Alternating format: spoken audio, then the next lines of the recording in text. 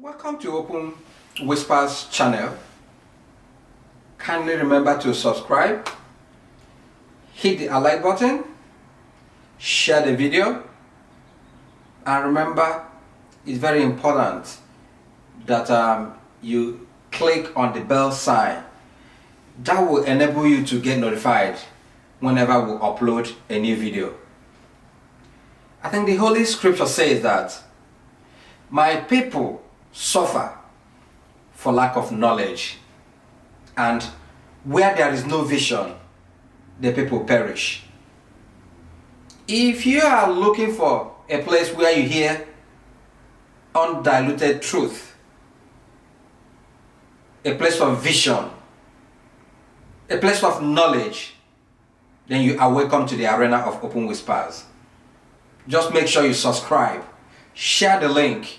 We are on YouTube, we are on Twitter, we are on Instagram on Open Whispers. Welcome to my channel once again. And remember that when the secret whisper of a people turn to open whispers, the tyrant knows that his time is up. If you want to see or hear or to know the current situation of the greatest black country in the world, Nigeria, then you have to be tuning into this channel and listen and watch this clip by Aminu Tambuwal, one of the progressive governors from northern part of the country of the People's Democratic Party. We're in a ship without a captain. We're in a ship that is clearly sinking.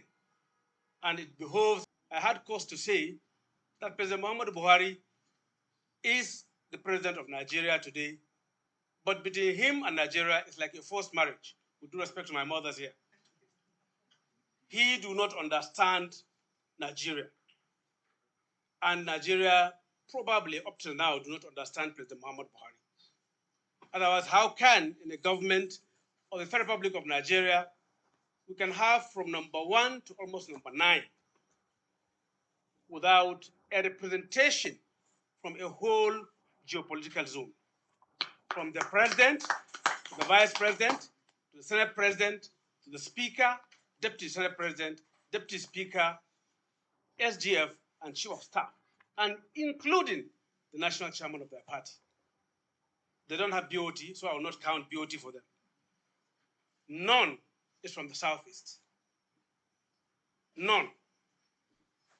And you expect people to be happy with you and be clapping for you, when there is a clear case of exclusion, which is a very, very important component of any democratic governance or any leadership at whatever level. You must include people, you must involve people, you must have people around the table discussing and taking decisions for their communities, for their country, before they feel that sense of belonging to that community or to that country. I think his comment summarizes the state of exclusion of the Igbos or the southeast people of Nigeria since after the Civil War. They have known nothing but being relegated to the background. And sometimes you blame the people themselves, because I'm always asking, what about the leaders? What have they done? Because when the people reject you, you don't also reject yourself. Like Aminu Tambuwal said, that all the key organs of this present administration has quietly excluded the Igbos, relegated them to the background as if they don't matter. But remember, sometimes, why it is pathetic and painful, but most importantly, a disservice to the nation called Nigeria is, what about if the people you are excluding are the people by nature or God willing, and from there that you will get somebody capable to redeem the nation called Nigeria from the quagmire, from this decay she has found herself today. You exclude those people, that means we are doing a disservice to the entire nation, to all the components of the unit called Nigeria. Who is losing and who stands to profit? Once again, welcome to the arena of Open Whispers. Kindly remember to subscribe. Make sure you hit the like button, share this link all the time, and look forward to a new video every time. Ralph Uwazurike. My people, Igbo president. Why Igbo president? Why must there be Igbo president? In America, today here when America say the president from... Some of us will ask the question, who is this man? He is one of the leaders of several movements for the actualization of the indigenous people of Biafra from the southeast of Nigeria. He believes that the Igbos have been marginalized. He also believes that there should be a nation called Biafra. But sometimes when you wake up in the morning and a fowl comes after you, my ancestors will always advise you to run, because you don't know if that chicken or fowl grew teeth overnight. And when you tell a goat that a lion is coming, and that goat starts laughing, you'll be wondering, you pause and wonder what kind of grass that goat has been eating. Recently, this man who made himself the champion of the Igbos, or champion of the movement for the emancipation of the Igbos, started championing a call. He actually took to the streets of Owerri, the capital of Imo State, to ask for Governor YAHAYA BELLO of KOGI State to be given the mandate to lead Nigeria as a youth. And I was forced to pause to look at this man to ask, who is this man? What is he up to? Are you speaking from both sides of your mouth? Or are you speaking with water in your mouth? You are saying that the Igbos have been marginalized. And at the same time, you are saying that you don't believe in Igbo presidency, or the president of Nigeria from the southern part of Nigeria. I am confused. Where do you stand? Okay, let's face it. If you say that the youth should be given the opportunity to lead Nigeria, and that youth is in YAHAYA BELLO, the greatest perfume of a woman is said to be the success rate of the husband, because it reflects on her.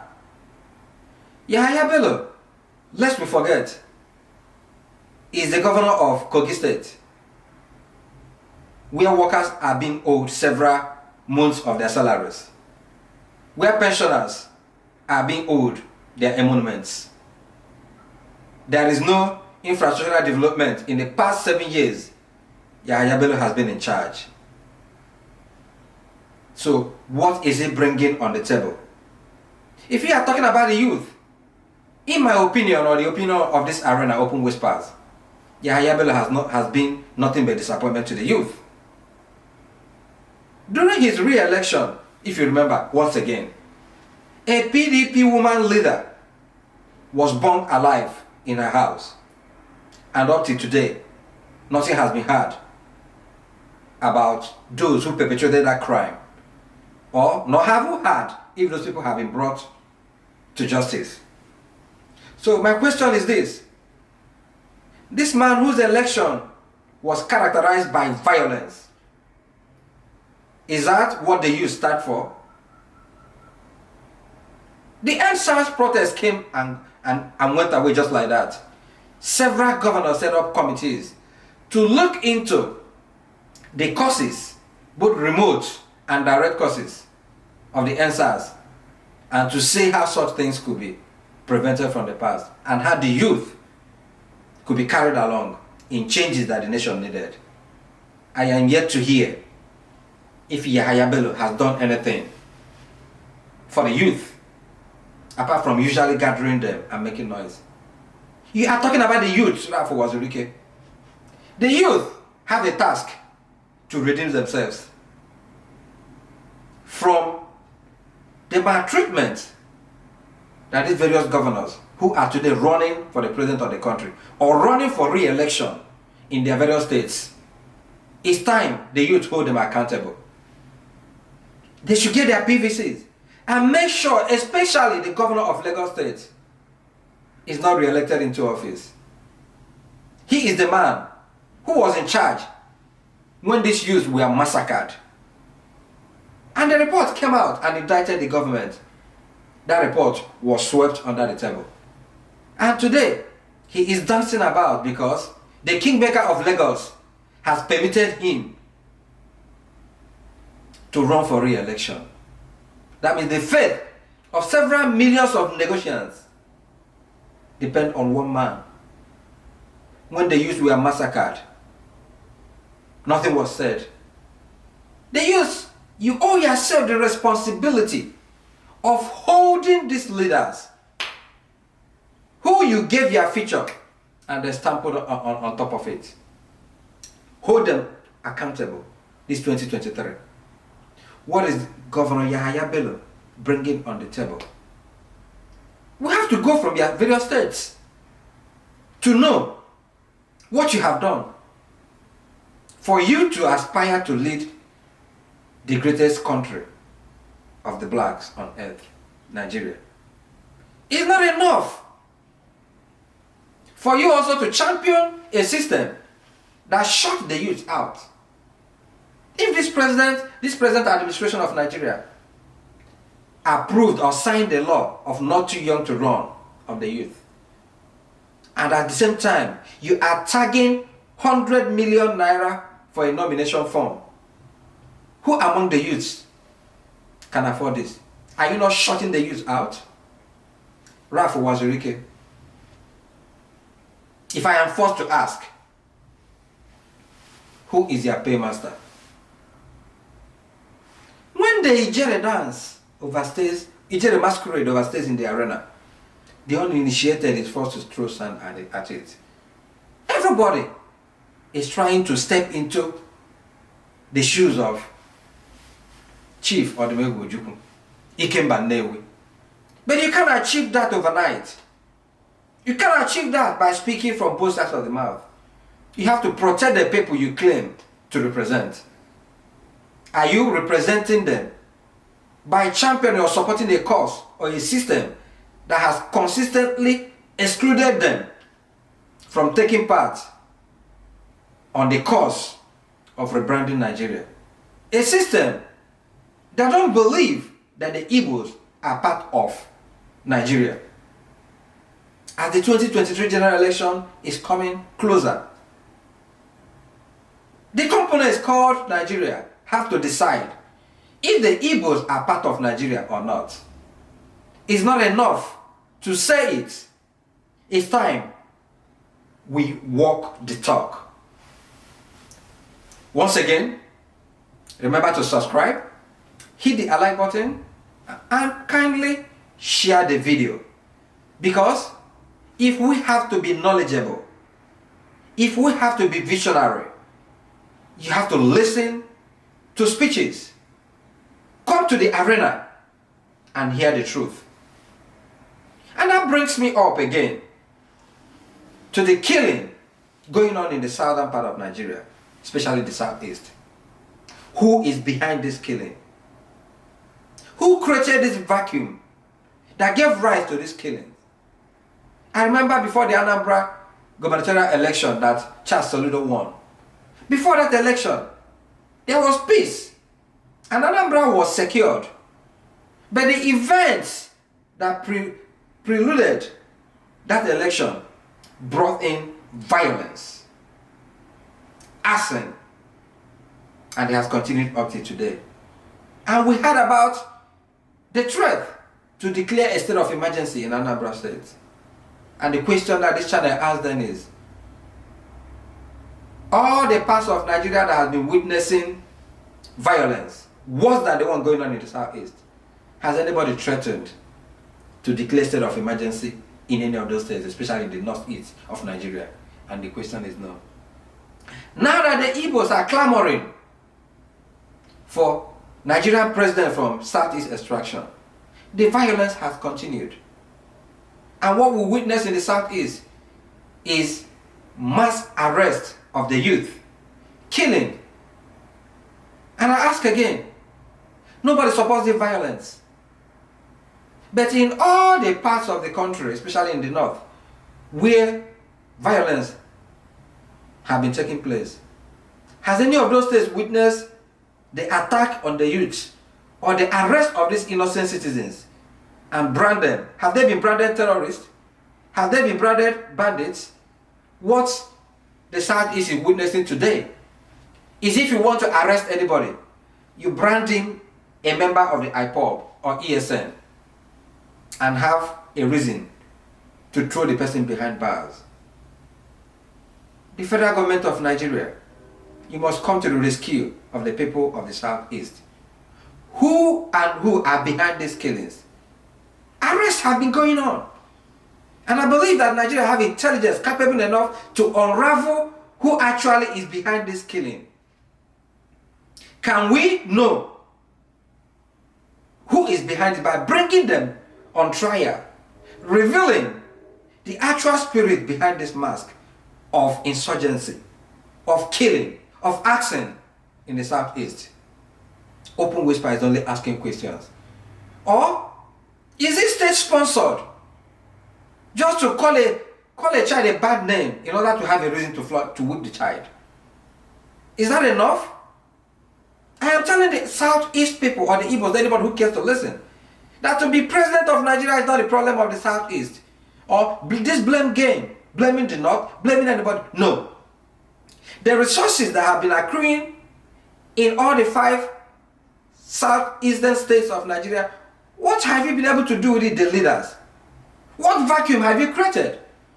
I remember that before Mazi Nnamdi Kanu, the leader of IPOB, proclaimed May 30th as a day to remember in the Southeast, the leaders of Southeast were not able to come together like their counterparts from the southwest of Nigeria, who proclaimed June 12th as a holiday for the region.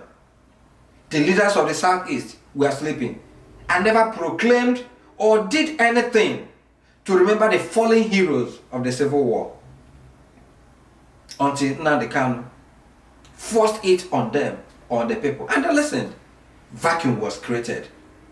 I also remember that before the ESN came on board, the governors from southwest of Nigeria, they came together and also formed their own security outfit called Amatekun or whatever. Their counterparts from southeast were sleeping until Nnamdi Kanu stepped in to form the ESN. And all the atrocities of the southern part of Nigeria have been attributed to the ESN. A vacuum was created. Nature abhors vacuum. What are we doing as leaders? Why are we sleeping? We are busy